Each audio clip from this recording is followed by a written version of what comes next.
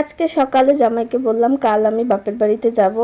ও বাবা, সে বলে তাতে আমার কি, তুমি তোমার বাপের বাড়ি যাবা, আমার কি, আমার তো সুখের দিন, আমি সব কাজ পারি, আমি রান্না বান্না করে খেতে পারবো।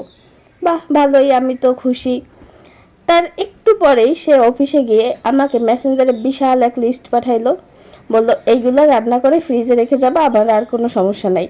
ও বাবা, সকালবেলা যেভাবে ভাব মেরে বলে গেল, আমি তো ভাবছি ঘরের কাজ করে রান্না বাড়া করে পুরো ফাটাই দিবে, কিন্তু দেখেন এই হলো তার অবস্থা। যাই হোক, সে না বললেও আমি টুকটাক কিছু রান্না করে যেতাম, যেন সহজেই ফ্রিজ থেকে বের করে জাস্ট গরম করে খেয়ে যেতে পারে অফিসে। অফিস থেকে এসে আসলে ওইভাবে এনার্জি থাকে না রান্না বাড়া করার, তাই আমি প্রতিবারেই টুকটাক কিছু রান্না করে যাই যেন এসে সহজেই গরম করে খেতে পারে। এরপর আমি হালকা কিছু তরকারি রান্না করে ফ্রিজে নর্মালি রেখে দিয়েছি। আর পোলাও, রোস্ট, তারপর হচ্ছে আগের একটু খিচুড়ি ছিল, একটু মাংস রান্না করা ছিল, এগুলো বাটিতে ভাগ ভাগ করে আমি ডিপে রেখে দিয়েছি, মানে যেদিন যতটুকু প্রয়োজন বের করে যেন খেতে পারে সেইভাবে। যে পরিমাণে জঘন্য গরম পড়ছে, এই গরমের ভিতর এত কিছু রান্না করে আমার অবস্থা তো কাহিল। এরপর আমি সব কিছু রান্নাঘরটা পরিষ্কার করে রেখে গেছি, কিন্তু পরিষ্কার করে রেখে গেলে কি হবে, ফিরে এসে এর যে অবস্থা দেখবো সেটা দেখেই আমার বাসায় ঢুকে মাথা ঘুরাবে।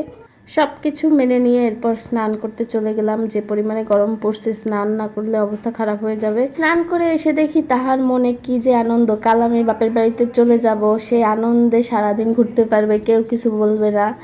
সেই আনন্দে সে রাতের বেলা কপালের উপর একটা সানগ্লাস দিয়ে বসে আছে। আমি কালকে চলে যাব সেই শোকে, মানে মৃত্যুবরণ করার চেষ্টা করতেছে, ওই যে লাইন দেওয়াই আছে। এখন বলো, আমি যে কালকে চলে যাব, তোমার ফিলিংস কেমন? Feelings so bad. ইংলিশ কম কও, বাংলায় কও। আমার অনেক খারাপ আমার অনেক খারাপ লাগবে। তুমি চলে যাচ্ছ তোমার বাবার বাড়িতে যাচ্ছ, তার মানে এই না যে তুমি চিরদিনের জন্য চলে যাচ্ছ, আবার তো আসবা। এখন কি বলবো, আর যাও, ভালোভাবে যাও। এখন একটু বন্ধু বান্ধবদের মনে করার সময় হবে। কতগুলো চাপা। আপনি এই রাতের বেলা কেন সানগ্লাস দিয়ে রাখছেন মাথায়? সানগ্লাসটা দিয়ে রাখছি, চুল কম তো, ও বলতেছিল টাক টাক দেখা ঢাকা যায়। এজন্য সানগ্লাস দিয়ে টাক ঢাকলাম। চুল ঢাকার পরিবর্তে টাক ঢাকলাম। ঠিক আছে, এটা আমার এক যুগ পর একটি ব্লগ। পরবর্তী ব্লগ কবে আসবে বলতে পারি না। সে পর্যন্ত সবাই ভালো থাকুন, টাটা।